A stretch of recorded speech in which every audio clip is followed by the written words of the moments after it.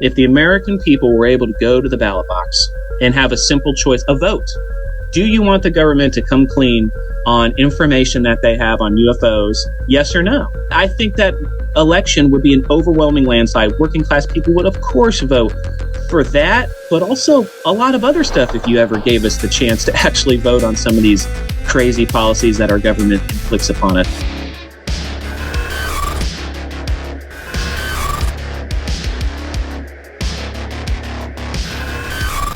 Welcome back. I'm here with Michael Harbaugh. Michael, welcome. How's it going? It's going well. So Michael is an independent candidate.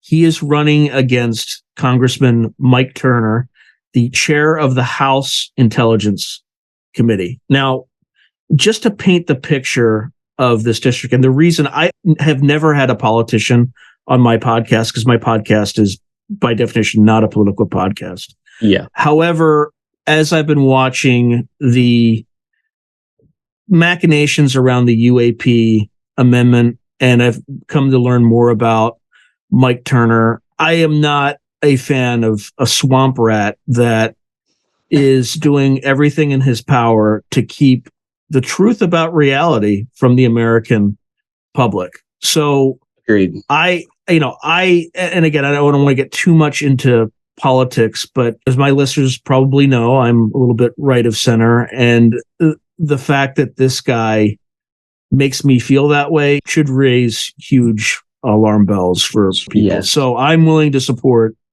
anyone who will challenge him and potentially remove him from his pedestal, because he's not doing good things for America.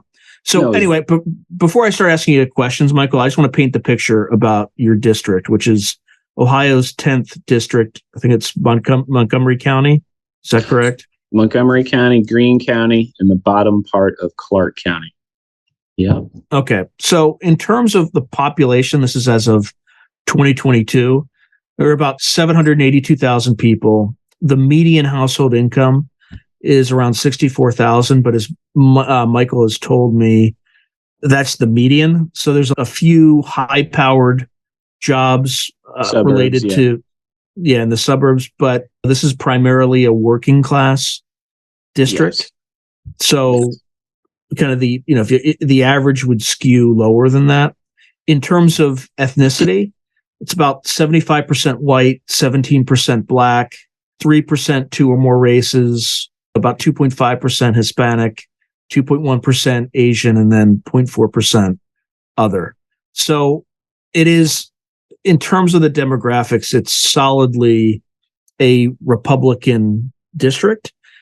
So the other thing that's important to note is who on the Republican side is running against Mike Turner in the primary. They don't run people against him.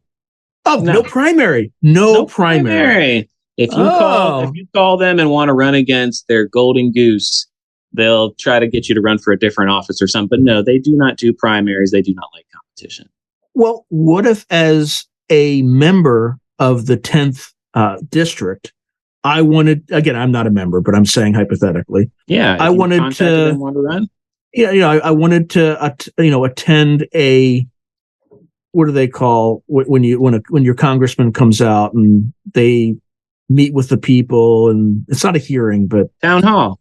Yeah. Like when's this next town hall? Like when people can register their displeasure. How often does he run those things?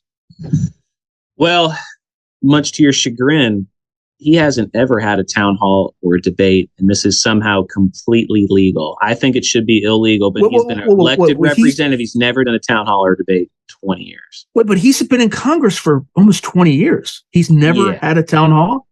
Supposedly, someone told me he did some in the very early parts of his career. I have been looking online, YouTube, his websites. I can't find any recorded anything.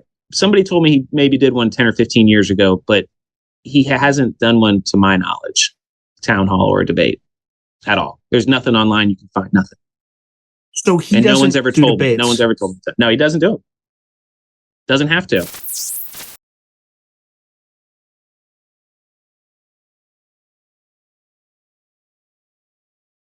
United States and China clash. The world will never be the same. especially when forces beyond reality threaten to intervene.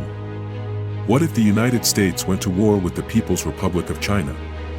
How would these rivals fight for supremacy on land, sea, air, and across the stochastic streams of time?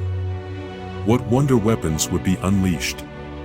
What horrors would emerge from the irradiated sludge of the South China Sea? What heroes would rise and forever change the course of history? Tread into the deepest and darkest dimensions of the multiverse, gaze through a kaleidoscope of fractured realities, and bear witness to the disturbing visions of World War III from today's greatest minds in science fiction, fantasy, and horror. Weird World War, China. Available now from Bain Books at Bain.com. So now he thinks he deserves people's votes. He thinks he deserves it. And that's why I'm running my campaign as an independent. I'm trying to earn people's votes by doing a lot of grassroots activism and being accessible to the community, which is exactly the polar opposite of what he does. He hides away behind a desk in billionaire donors from the defense industry, many of them who back his campaign. All right. Well, before we get into all that, just if you can tell folks about yourself, just Sure. very quickly, about I'm why a you're normal- running. Yeah. Why you're running, what's your background, and what do you hope to achieve by unseating this swamp rat? Yeah, background, I'm a food truck owner. I make smoothies and smoothie bowls. So I'm just a normal working class guy. Me and my wife opened up this business during the pandemic in 2020, right when the lockdowns happened. And we've been doing it full time for the last 3 to 4 years. We get little part-time jobs doing DoorDash and like little side jobs at restaurants in the wintertime and maybe live off a little bit of credit cards in the winter. And then we make that up in the summertime. So normal blue collar working class people. The reason why I'm running for office is because it seems like the world is going to hell in a handbasket. Every time you turn on the news, it just seems like more of the same. It seems like we're on a slow train wreck. And so I'm self-taught, self-educated. I do have a political science degree from Ohio University in my early 20s, but I'm not going to credit that, to be honest. I don't really even lead with that or even mention it very much, just because I didn't honestly learn too much there. I'm self-taught after that. I have a huge home library of books. I've just been obsessed with reading, with educating myself, watching documentaries, paying attention to the news, and watching themes over the years. And so anyway, I'm trying to just throw in my lot and try to make the world a better place, take some of this knowledge I've gained and speak out against all the corruption and the stuff that's going on. So I'm just kind of on a mission, if you will. I'm on a crusade of sorts. I don't know. Like, I just personally, I'm kind of angry about the status of politics and our leaders. And I'm just trying to do something about it, and we'll just see where the chips fall. And that's the whole point of my campaign, is just to fight and just see what happens. All right. So you're a small business owner, an entrepreneur, self-made man. Yeah. And you're up against this swamp thing that has been in politics nearly his entire life. I think he maybe had 17 years of private practice as a lawyer, right? So in terms of his background, what qualifies him, other than having been an incumbent forever, to represent the, because Wright-Patterson Air Force Base is solidly in his district. That's kind of interesting, right? Yes. He's literally the representative of Wright-Patterson Air Force Base. Yeah, in that. Yep. Yep. What qualifies him? He was the mayor of Dayton before he got into Congress in 2002. He was the mayor of Dayton. I believe he graduated from University of Dayton in like the early 90s or something like that, or late 80s, early 90s. And then within 10 years became mayor of Dayton. So yeah, he was the mayor of town, and then he got elected into Congress, and that's it. I don't know. I don't know what his reasons are for serving, or for his call for leadership. But yeah, that's what he's done. That's what he's done. And then really quick question before we go into more about the current incumbent. What's your stance on disclosure of UAPs and what the government knows, et cetera? Yes. So in general, UAPs, UFOs, I've been a believer for my entire life. It's always seemed like something like I've always been there. It wasn't until recently, until things started to heat up with this issue about a year or so ago or two, when the government all of a sudden is like, well, those unidentified flying saucers, they're not actually people just imagining things and whatever. They're actually something real, and they're documented, and we are an official trusted source, and we have them on our own cameras and our own. And so the weird starts of trickle, information coming out that now the government is admitting to them. And then, as we all know, the congressional testimonies that happened this summer and stuff like that. And so I felt compelled that this was an issue like in the news, and just another one of the things in the long line of lies that the government's been covering up for a long time. So when I launched my website, my campaign in July, I made sure to stick that in there in the defense section where I talk about my views on the military and U.S. government and stuff like that. It's not something that I'm leading my campaign with. It's not like front and center. I'm not the UFO guy running for office, but it is included on my website. We need UFO disclosure, UAP disclosure. Mm-hmm.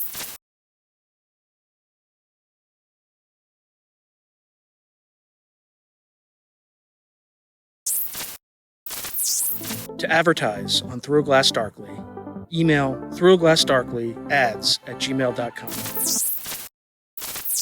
View is just like, look, even if you believe in aliens or not, or whatever your opinion is, if the American people were able to go to the ballot box and have a simple choice, a vote, do you want the government to come clean on information that they have on UFOs? Yes or no? I think that election would be an overwhelming landslide. Working class people would, of course, vote for that, but also a lot of other stuff if you ever gave us the chance to actually vote on some of these crazy policies that our government inflicts upon us. So that's my stance and like my position on UAPs. It's in the news now. It's an important issue. We're finally getting some hearings on it, which is great. And not to mention the potential for huge life-changing events that could come of it. I think it could topple the Democratic and Republican Party if it comes out, if it shows, the people's trust. I mean, I don't know how down the rabbit hole you want to go, but if they are sitting on what we think they are sitting on, this would have ramifications for people's trust in our own government that could be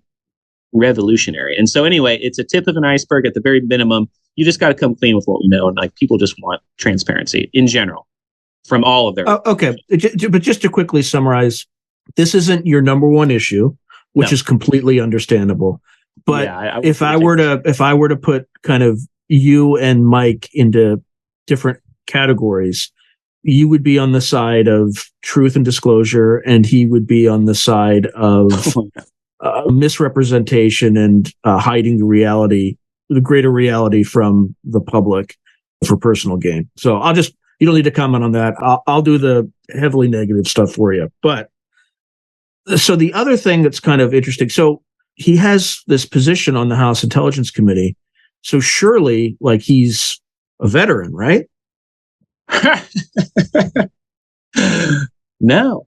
He's never. Family, like, is his family like nobly served in the past, that he kind of understands what their burdens are and what they fight for? He has no military service, no anything. He goes and meets with world leaders and military leaders and stuff like that all the time, but not his own constituents. But no, he's never served. Not that should be a prerequisite, but possibly, I mean, it might be something good to put on the resume if you're in charge of the intelligence, committee, or, and he's senior up on the armed services committee as well. But, he's never served.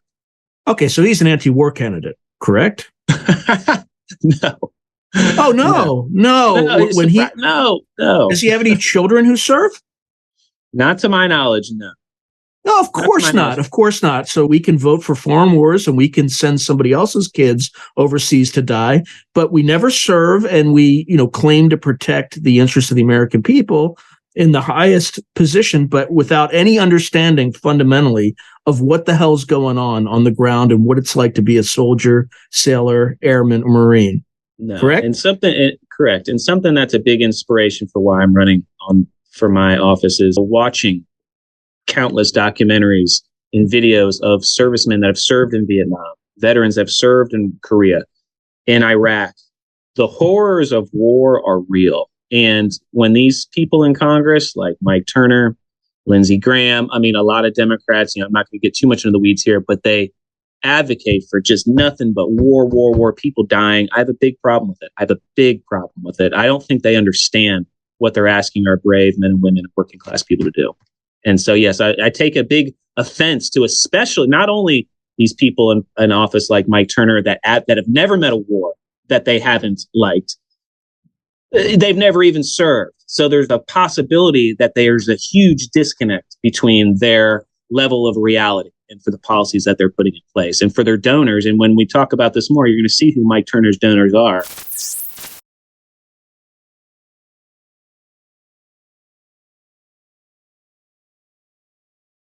It's not surprising.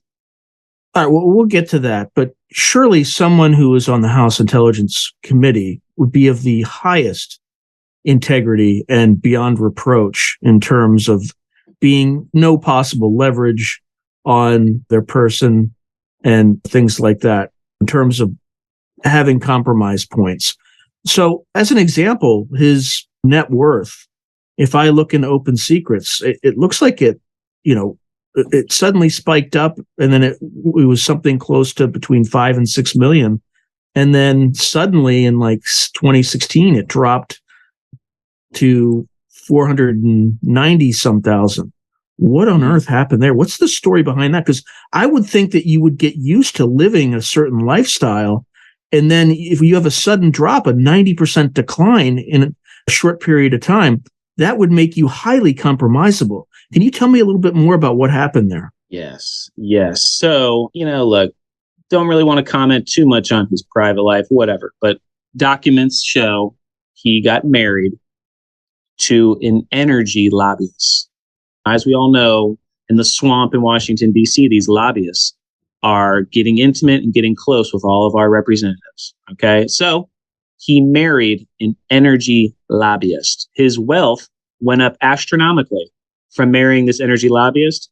Apparently, $3 million of that $5 to $6 million in net worth was in oil and gas investments. So that makes sense. Yes. The data supports your position is all I'm saying. Yes, 100%.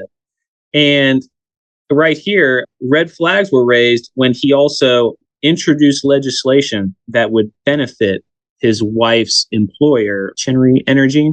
So he was introducing legislation that would be favorable to the natural gas industry when he's married to an energy lobbyist. This is kind of the big swamp that's going on in Washington, is where these candidates should be working for us, but instead they're working for the lobbyists. They're screwing the lobbyists. And then as a result, the American people, working class, we get screwed over. It's the same song and dance, Yeah, literally screwing, just in a different way than they're screwing. Literally screwing the lobbyist and figuratively screwing the American people. Yes. So what happened to his net worth though? Like he was at 5 to 6 million and suddenly got divorced after 2 short years. And so his net worth went down quite a bit. And it raises questions as to, would any person want the nice things back in life once they have a taste of it? And it's possible. And you have to look at that in our elected officials. Like, are they potentially compromised or have the possibility of being compromised? And that's where the trust, I think, has gone down in the American people with our elected representatives, because we can't trust them. They're not transparent. Their financial laws aren't transparent. The running for office isn't transparent. And all these people are lobbying them. And who's lobbying on our behalf? And the answer is nobody. And so, yes, so big problem. His wealth fell off quite a bit after that divorce. Okay. So, and that's his second divorce, correct? Yeah. Okay. So once bad things can, sometimes happen with people. Twice, wasn't a once-off. There's a little bit of a potential integrity character issue. But anyway, I'm not going to linger on that.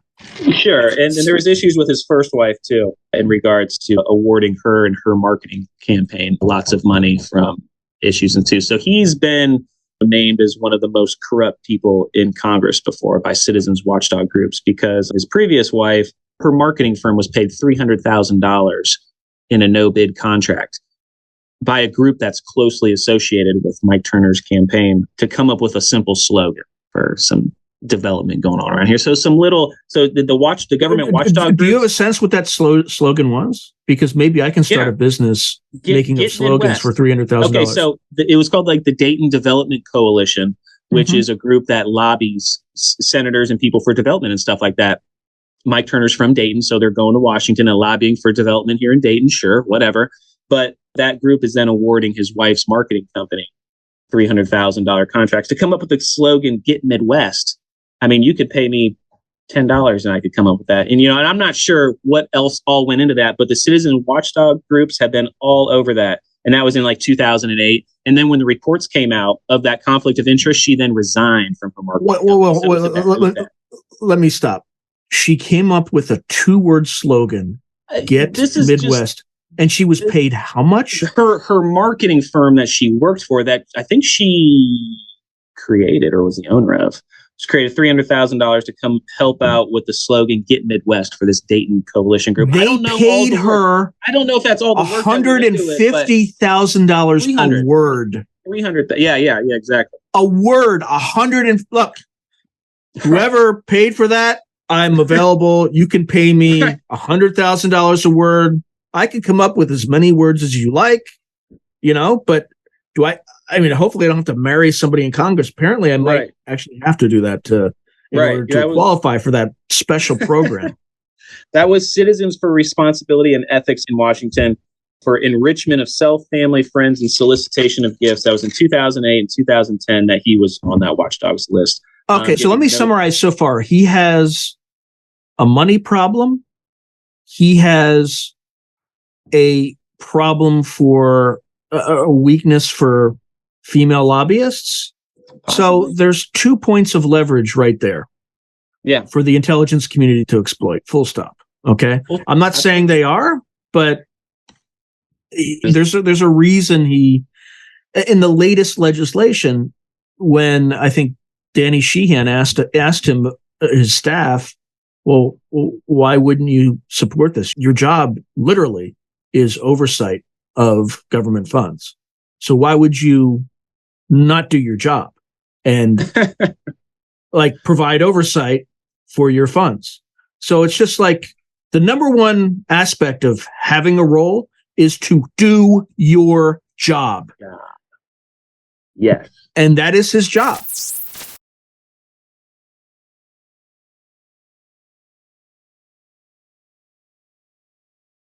So I don't know what's going on there, but it looks a little it doesn't stop there either, as we'll get into more. But yeah, it doesn't stop there with this guy either. But yeah. All right, well, let's go with, surely he has lots of small money donations that are highly supportive of his campaign and things like that. Who's been funding his campaigns? The last election cycle, there was 19 billionaires. And I think 2 or 3 or 4 percentage points of his campaign donations come from small dollar donations. All of it is from PAC money and large contributions from private donors. 100%. So the vast majority of his money, 95%, is not even coming from inside the district. It's coming from big money PACs and large rich people that are funding his campaign to the tune. And, with our campaign election laws, you can donate $2,700 or maybe even $5,000 a person. I forget exactly what it is. But what these people do is then they have a whole list of people that they'll be like, all right, my mom, my sister, my brother, all a group of 5 or 10 friends, and then they'll all give the max donation. So it looks as separate. So he'll get blasted. I'm just saying that's potential, for the rot in our system. So yeah, anyway, so his money is it's not funded by people around here. So he's a man of the people, 4%. 4%, man of the people. Yeah. Okay. And that's, yeah. And that's why my campaign's focused on all small dollar donations, grassroots, everything grassroots. Okay. I've got a little support from the people on Reddit. Thank you. But everything else is all just on the ground right here. People that live right here. And you can't even donate more than $200 to my campaign. I think it's important for people to be able to trust their politicians. And so the max donation to my campaign is $200 per person. And I'm not taking any super PAC or PAC money. So the point of that is to hopefully build up some trust in the people. Mike Turner, the trust in all his shady dealings and his money he's getting from the big interest and the billionaires, that erodes the public trust. And so I'm trying to just run a campaign that puts the public trust first and foremost, 100%. Okay, now I'm going to ask you another question. And without saying where you stand on the issue and without opining on these issues, because they're 2 of the hottest red button issues in the country. So generally a politician, because they're such red button issues, they clearly stand on one side of the divide, right? Solidly, they can't hide. And those two issues that I'm going to throw out there, and I'm not saying they're the most important issues or anything like that, but they're both two hot button issues, is one, gun rights, and then two, abortion rights. Mm-hmm. Where does Mike Turner stand on each? He's a little wishy-washy. That's interesting. He's a little wishy-washy. He might support some gun background checks and red flag laws, stuff like that, but I don't think he's like leading on it. But yet at the same time, he attends protests and rallies that kind of make it seem like he might be for a little bit more gun reform. So he's not out there. So he's a little confused on that issue. What about abortion? Abortion, I think he's solidly against abortion, I would say. All right. So he's anti-abortion. So, yeah, pro-choice. Okay. He's towed the line on Donald Trump as well in his presidency. I think he didn't support him in the beginning, and then he's just been out of after January 6th. He talks out of both sides of his mouth. He doesn't take a firm stance. So from getting a lot of signatures from a lot of Republican voters to get on the ballot in my district, they've expressed they do not like Mike Turner. There's a considerable Republican base here that doesn't like him at all.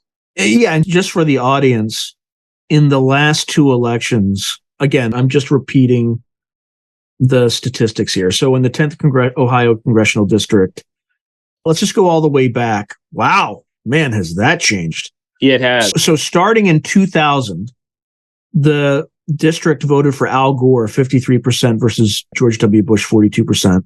In 2004, they voted for John Kerry 58% versus George W. Bush 41%. In 2008, they voted for Barack Obama 59% to 39% with John McCain.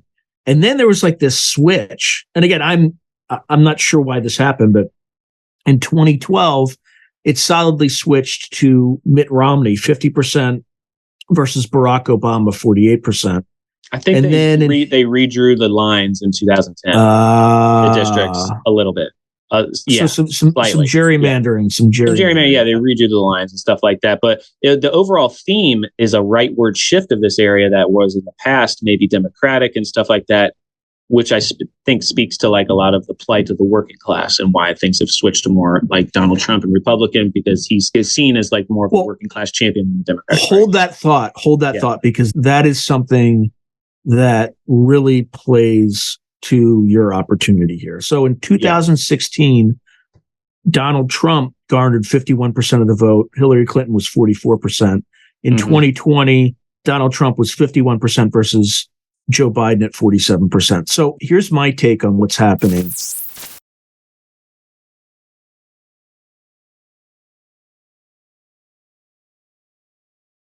There's a little bit of gerrymandering and corruption, which seems about right in line with kind of what Mr. Turner does. But there's also this solid rejection, and you can see it actually with Mitt Romney, right? And even with Barack Obama was kind of an outside force. He was a career politician, but he was kind of an unknown. It was kind of a rejection of what people were getting. He was he was the outsider. That seems to be the trend in your district. They're always voting for outsiders. Yeah. So how is this? Yeah. How is this political apparatchik been able to, like, because he's the ultimate insider. I mean, he is like the poster boy for insiders. Yeah, the Democratic brand, I think, around here has just been so badly damaged that like he keeps winning landslides in elections just based he's the Republican option. That's literally what it is. But yeah, what you're speaking to with Barack Obama is he was the outsider. He was like a little Chicago guy, not too much experience. He was young, and he was talking about, hey, we need to have new diplomatic relations with Russia and China. We need a reset. So he was coming in on this peace. He was saying, hey, these wars in Iraq are terrible. We need peace. He was even talked about NAFTA, how NAFTA was hurting jobs in the Rust Belt. And so he came in as this new breath of fresh air. And that's what the American people wanted after 8 years of George Bush and these 2 illegal wars. And they wanted something new. They wanted a reset. As we all know, Barack Obama went back on that. He staffed his cabinet full of people on Wall Street. He took us from 2 wars to 7. He did a surge in Afghanistan. So he was not this peace candidate. And he gave us corporate controlled healthcare law and blah, blah. It goes on and on. So he sold out the working class people.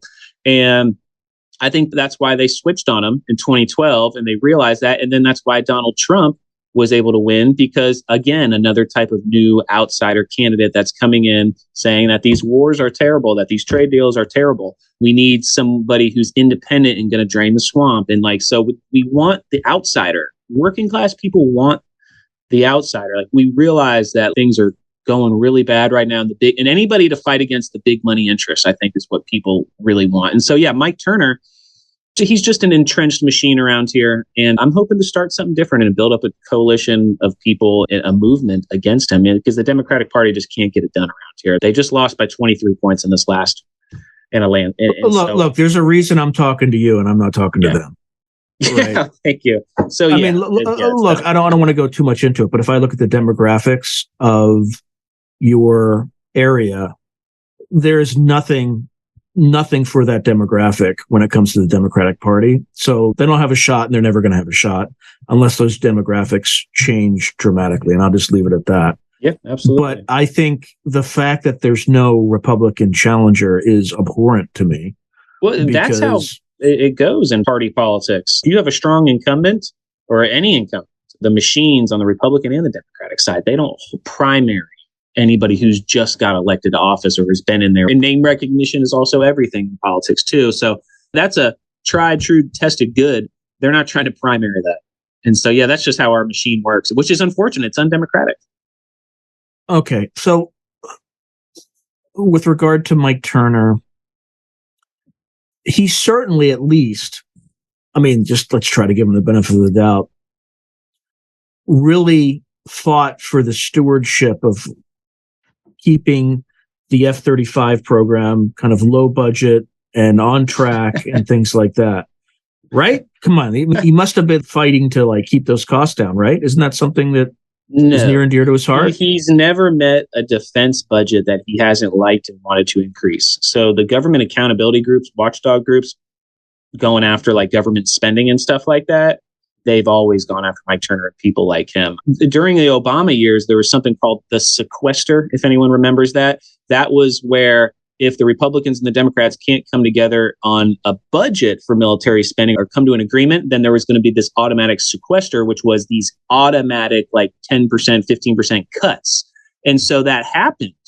And in the defense industry, and they actually cut like 10% off, a defense budget in like 2014, 2015. And the huge outrage in the public and on the right wing. And Mike Turner was leading the charge saying like, all these cuts are preventing our readiness and our capabilities. And we need to stop this sequester, this terrible. So anyway, I'm just saying he's been a very big proponent of military spending, never wanted to cut it, always advocated for the unlimited flow with no end in sight. He hasn't pushed for any audits of some of these programs. Of course not. Well, here's the thing. Here's the thing.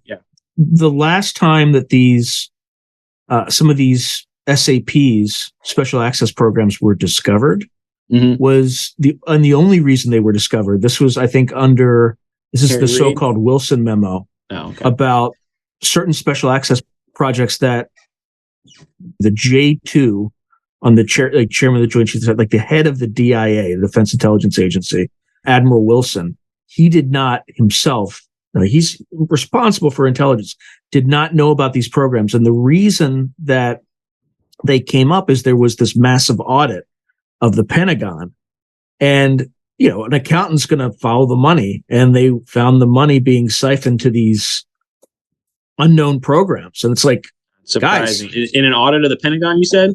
Yeah, you got to tell me where this money's going. And there was this whole back and forth. That's how they discovered it. When was that? What years was that?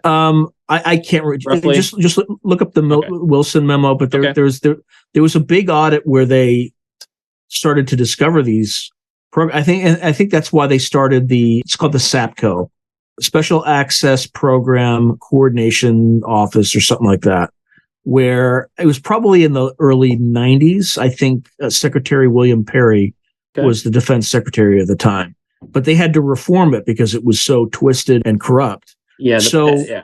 So regardless, of course, he's against an audit. Of course, he's the chairman of the Intelligence Committee. The Pentagon hasn't been able to pass an audit, as we all know. I want to say ever. I won't go that far, but I'm pretty sure the Pentagon has failed their last 5 in a row audits, and they can only account for 39% of their assets. So there's literally trillions of dollars that have gone missing, that have been poured into the defense. And Mike Turner has sat on the Armed Services Chairman Committee. He's on the Intelligence Committee in charge of overseeing this. Has he ever spoken out about the need for the Pentagon? Oh, he's on the Armed Services Committee too? Yeah. Oh, dude, he's double zero ties to the military, no background as a veteran, no family who served, no family who are currently serving. He's chair it of totally the makes sense.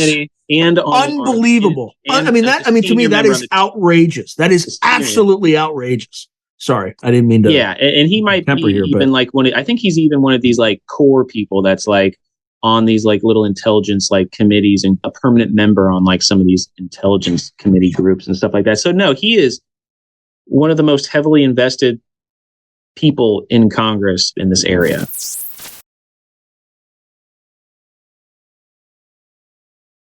Okay, so he was a big proponent of the F-35 program, the so-called Hangar Queen, because it spends almost half its time in maintenance because it has a lower OR rate, operational readiness rate, than an older platform like the F-15E. Okay, yes. How much was it supposed to cost? The F-35 program. So in 2019, Citizens Against Government Waste named Mike Turner Porker of the Month for him supporting the biggest waste of money in the F-35 program. At that point in 2019, the F-35 had been in development for 17 years. It was 7 years behind schedule and $200 billion over budget. And yet Mike Turner was still pedal to the metal on wanting to increase F-35 funding. It's no surprise when you look at who funds him and his campaign, it's Lockheed Martin who makes the F-35. So he is 100%, when you look at his disclosures and everything, in bed with Lockheed Martin. And yeah, big problems. In addition, like what you said, the F-35 in 2018, the Armed Services Committee did their own report where they said the F-35 does not have the range to strike targets and the program may already be out of date. And this was in 2018. And but surely it has an advantage. Like, it's an all-weather platform, can fight in all sorts of conditions. Is that accurate? No, it's not. It's big problems with it fighting in the rain.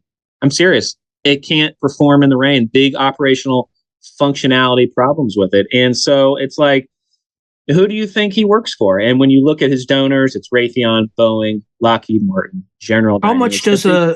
How much was an F-35 supposed to cost? It's the most expensive fighter jet program in U.S. history. And let's see here. Its initial proposal cost was $38 million per fighter jet. Whew. Over the course of 15, 16, 17 years, and as of 2018, I believe, the cost had ballooned and skyrocketed to $150 million per fighter jet, and they don't even work. They have operational and maintenance issues. 50% Hangar Queen, like you said. But yet, given all these milestones that it has never met, any performance milestones that it's never been able to meet, Mike Turner, taking his money from the military-industrial complex, has been one of the biggest proponents of the F-35 program. And even recently, in 2020, ALLO got put into some bills like to increase more and to put more F-35s than the Trump administration even wanted to. He advocated for even more going to the state of Israel. And so this F-35 program is near and dear. In 2020, Lockheed Martin was the number one donor to Mike Turner's campaign, gave him $64,000. So seems like a pretty good return on investment when you're $64,000 and you got the head of the Intelligence Committee and one of the most senior people like advocating for your programs. And these are $150 million a piece jets. And, that was in 2018. I don't even know what the cost is now. That's almost at 400% what it was supposed to cost. And that's the rot. That's the rot in our military industrial complex system and how they pay off and buy all of our politicians. And then these corrupt contractors, the cost just keeps going up and up and up and up. And the American taxpayer, the American people, the American working class, we're the ones footing the bill when that's resources that could have been better used for working class issues. And that's what my campaign is all about. The rot is like Mike Turner. He's just one example of it. But the rot of all this wealth being diverted from working class people and investments and infrastructure, healthcare, teachers, you name it.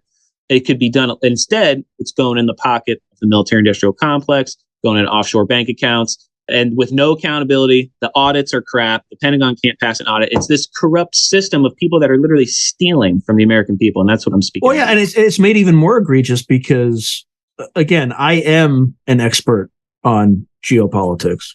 So when one of the greatest threats is the possibility of the Chinese taking out Taiwan, their strategy is, if you have like a Ford class carrier that costs $20 billion, so what they do is they invest in all these really super cheap missiles and they just build a ton of them.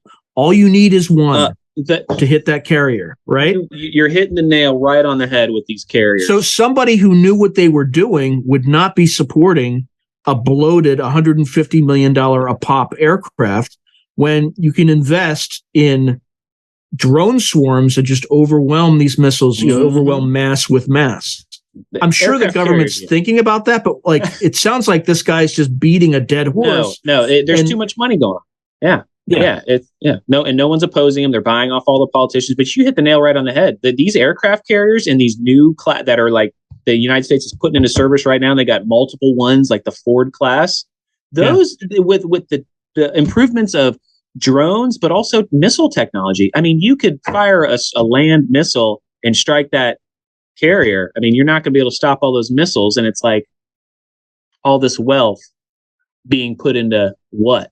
I mean, the Ukrainians sunk the Russians' aircraft carrier like right at the beginning of their war, right at the very beginning. I don't know how they did it. Not aircraft carrier, but one of their or it's one of their main ones. I thought it was an aircraft carrier, but it was one of their main things. So anyway, you're pointing to the rot in our system that Mike Turner is completely complicit in regards to his campaign finance donations and then the direct relation to the policies and so to bring it back to UAPs, these defense companies and contractors, they're the ones that stand to benefit from secrecy, from if they are in possession of any secret technology, they want to keep it that way. They want to reverse engineer it themselves so they can profit off it. They don't want that to be widely dispersed to the American public or to the world. They want to keep it themselves so they can profit and have power. And if that is the case, Mike Turner is exactly doing their bidding as well.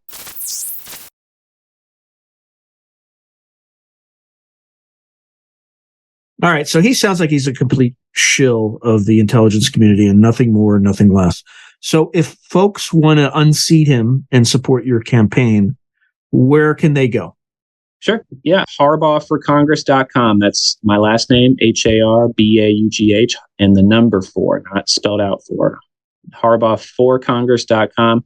I'm doing this all on small dollar donations, completely grassroots volunteers and stuff like that. I've received some outpouring of support, from some people on Reddit and the UFO forum. So I appreciate that.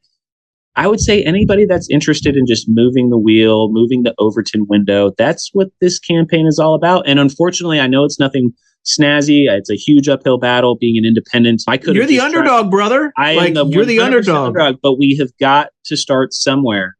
And that's what this campaign is all about. I'm doing tons of community activism and speaking out. And you can see on my Instagram and TikToks, which are also HarbaughForCongress.com. My independent campaign is all about community activism and not hiding behind a desk, what these politicians do. So I've traveled to Washington, D.C. a few times over this last year for anti-war demonstrations. I've been up to East Palestine, where that terrible train wreck happened, to speak out against the corruption of lack of investment. That's not in your district, is it? Or is it's not my district, but it's up in northeastern Ohio. And I think people in Congress should talk about issues outside of their district. It affects all of us. And there's a lot of trains that run through my town, too. And so I went up there to voice my disgust and to protest a little bit outside of a town hall. And I've also been to peace rallies here in Dayton. I've been down to the picket line with striking auto workers down in Cincinnati. And I also went up to Detroit for the kickoff rally of the auto workers strike. And I've just been getting involved with a lot of other groups. Oh, and also, too, the biggest one is I'm planning a protest this Friday. Oh, yeah. I'm glad you remembered to say that. Can't bury the lead here. My latest protest and direct action is actually going to be against Mike Turner. It's nothing crazy, but I got on the Reddit UFO forum and I said that, hey, if anyone is willing to travel or is in this area regionally, I want to do a protest outside of Mike Turner's office to show our disgust at him blocking the Burchett Amendment. I think I saw an interview yesterday where he said he got asked briefly and he's like, I don't like the language of it. And like, he's blocking the language, like he doesn't like it. Okay. And we all know how he's talked. I.e. the intelligence community. Yes. Like and so I'm planning thoughts. Right. Yeah. And so I'm planning a protest for December 8th and 9th outside of his office in downtown Dayton. Today, I'm making some banners, a nice 10-foot long banner that people are going to be able to hold up, and we're going to get right up on the street. I have signs saying honk your horn, Mike Turner, enemy of disclosure. It's going to be something along the lines of blocking the truth from the American people. And, let's vote Mike Turner. Now, did you have to get like a permit and all that stuff for a protest? No, you're just on a sidewalk. So as long as you don't obstruct people being able to walk on a sidewalk, you can stand right there. And so I want to hold up some signs. I want to get people honking. I want to raise awareness from the people driving by the rush hour traffic. It'll be in downtown Dayton. We're going to catch the rush hour traffic. Yep. So again, what are the details? So it's outside. What's the address? What's the address? Yep. And what's the date and what's the time? Yeah. The December 8th and 9th in downtown Dayton from 3 to 6 p.m. And you can message me on Reddit or my email off my website if you want to attend or something like that. The specific address is 120 West 3rd Street. And his office is up in that building in Suite 305. So I was thinking about maybe printing off like a petition or printing off something and also to go hand it into his staff while we're there. And maybe while we're out there protesting, we're going to call his office in DC too to just further keep the heat on, So it'll be a good time, people to get together, do a little advocacy, raise a little awareness, and then we'll go to like a brewery afterwards for like some food and drink and, hang out or whatever. So I will. That is very helpful because I will make sure that this thing comes out before Please do. that. I'm not sure if the moderators on Reddit messed up with my post or whatever, but the first post announcing it got like over 1,000 upvotes, and then I reposted like the next day, and they delayed it by like 6 or 7 hours. They wouldn't let it get posted until late at night, and then it got buried. Now it's only got like 150 upvotes. So I don't know what's going on, but I plan on posting again. That's not an accident. So the intelligence community routinely has people who are affiliated with those sites. They also make extensive use of bots to create false consensus, right? Where they'll vote down, and then they'll also find ways to make sure that you get banned or things like that, where there's just these long delays. I'm not saying that's what happened, right? But I've messaged the moderators; they didn't hit me back, so I don't know. But I'm going to repost about it again in the. Yeah, just keep posting, but don't post too much that it's that they flag you for spam or something like that. Right. But so I'm trying to be active. So December 8th, downtown and 9th, yep, and 9th at 3 to 6 p.m. outside his office, which you provided the address for. Yep, folks, if you live in Montgomery. Sorry, the district, right? I guess the downtown Dayton would be in Montgomery County. Yeah, and if you live in like just Cincinnati, kind of Western Ohio area, definitely show up. Be peaceful, be respectful. Yeah, it's all that. Yep. But just holding signs. Yep. What matters is strength in numbers. Do not block traffic. Right. Yeah, we're not. Be courteous because you want to get people on your side. You don't want to do what they do where I am and they block traffic and just piss people off. So be courteous, be respectful, but make your voice known. So, Michael, all that information, at least your website and things like that, I'll put in the links below. But I appreciate you, and I sincerely wish you a successful campaign because I think you're on the right side of history here. You're the underdog. It's David against Goliath, but I hope you're able to unseat this guy. Yeah, and at the very least, I'm going to try like hell, kicking and screaming. And if anyone does feel like, like they do feel inspired to donate to my campaign, everything is literal banners, direct marketing. It's literally, it's me and like a few people doing this. So it's literally as grassroots as it gets. It's for signs. It's for literal materials. Nothing's going to high-end paid staff or anything like that. It's just any dollar, does help, and it goes directly into campaign materials and flyers and all that stuff. All right, Michael, I appreciate you and good luck. Thank you for having me on. Appreciate you. Cool. Thanks. If you enjoyed today's video, please hit like and subscribe, and also hit the notification button so you can be notified whenever I post new content. Thank you. Now, if you're enjoying the channel and you want to support it, There are several things you can do. In fact, there are 5 things you can do. The first thing you can do is just buy my books. I got plenty of books out in the market right now, and I would prefer that folks buy a book rather than giving me direct support, because they get something out of it. They get a real tangible product. The second way you can support me is by becoming a member on YouTube or becoming a patron on Patreon. And just go to either site and it'll explain everything.